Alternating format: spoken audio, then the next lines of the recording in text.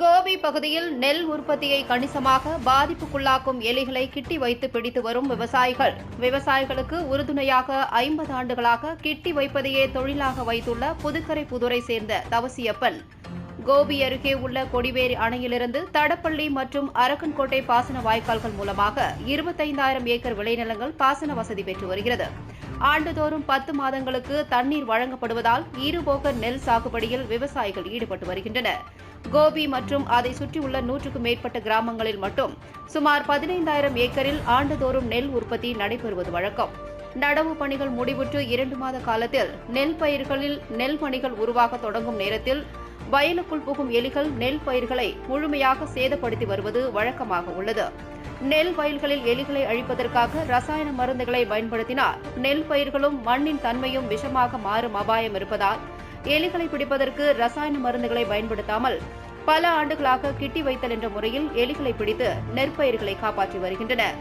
நெல் பயிர்களை காப்பாற்ற விவசாயிகளுக்கு உறுதுணையாக கடந்த 50 ஆண்டுகளாக கோபி அருகே உள்ள புதுக்கரை சேர்ந்த 70 வயதான முதியவர் தவசியப்பன் கிட்டி வைத்து எலிகளை பிடித்து வருகிறார்.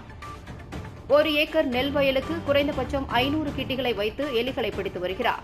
இயற்கையான மூங்கிலால் உருவாக்கப்பட்ட கிட்டி என்ற கருவியை நெல் வயல்களில் முதல் நாள் வைத்துவிடும் தவசியப்பன் கிட்டியின் கீழே எலிகளை ஈர்ப்பதற்காக சிறிது அரிசி நெல்லையும் வைத்து செல்கிறார். மறுநாள் காலை வந்து பார்க்கும்போது அரிசி மற்றும் நெல்லை சாப்பிட வரும் எலிகள் கிட்டியில் உள்ள பொறியில் வசமாக சிக்கிக் கொள்கிறது. கிட்டியின் பிடிபடும் எலிகள் அதிலிருந்து விடுபட முடியாத நிலையில் அவற்றை பிடித்து அப்புறப்படுத்தும் பணியில் தவசியப்பன் ஈடுபட்டு வருகிறார். 50 ஆண்டுகளாக இந்த விவசாயிகளுக்கு உறுதுணையாக இருந்த இந்த பணியில் ஈடுபட்டு வரும் தவசியப்பன் முதலாக ஒரு கிட்டிக்கு 15 பைசாவில் தொடங்கி 20 பைசா, 50 பைசா, 1 ரூபாய் என வளர்ந்து தற்போது ஒரு கிட்டிக்கு 5 ரூபாய் கூலியாக பெற்று வருகிறார். 1 ஏக்கரில் சுமார் 5 முதல் 7 நாட்கள் வரை கிட்டி வைத்தால் மட்டுமே முழுமையாக எலிகளை பிடிக்க முடியும்.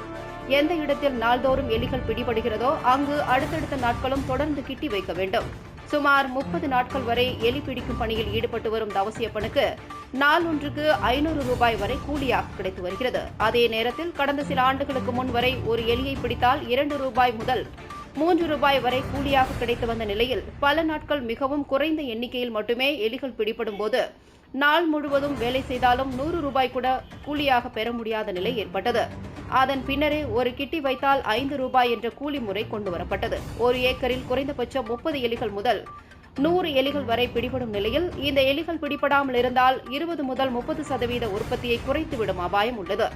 50 ஆண்டுகளாக புதுக்கரை கோபி மற்றும் அதை சுற்றியுள்ள சுமார் 20 கிலோமீட்டர் சுற்றளவில் உள்ள நெல் வயல்களுக்கு அதிகாலையிலேயே கிட்டியுடன் மிதிவண்டியில் பயணம் தொடங்கும் தவசியப்பன் 6 மணிக்குள் வயலில் இறங்கி கிட்டியில் பிடிபட்டுள்ள எலிகளை முதலில் அகற்றி வருகிறார். அதிக எலிகள் பிடிபடும் பகுதியில் மீண்டும் கிட்டியை வைக்கும் தவசியப்பன் அடுத்த நாள் மீண்டும் எலி பிடிக்கும் பணியை தொடர்கிறார். விவசாயிகளுக்கு உறுதுணையாக 50 ஆண்டுகளாக குறைந்த கூலிக்கு எலிகளை பிடித்து வரும் தவசியப்பனை நெல் பயிரிடும் ஒவ்வொரு முறையும் கோபி பகுதி விவசாயிகள் ஆர்வமுடன் அவரது வருகைக்காக காத்திருக்கின்றனர்.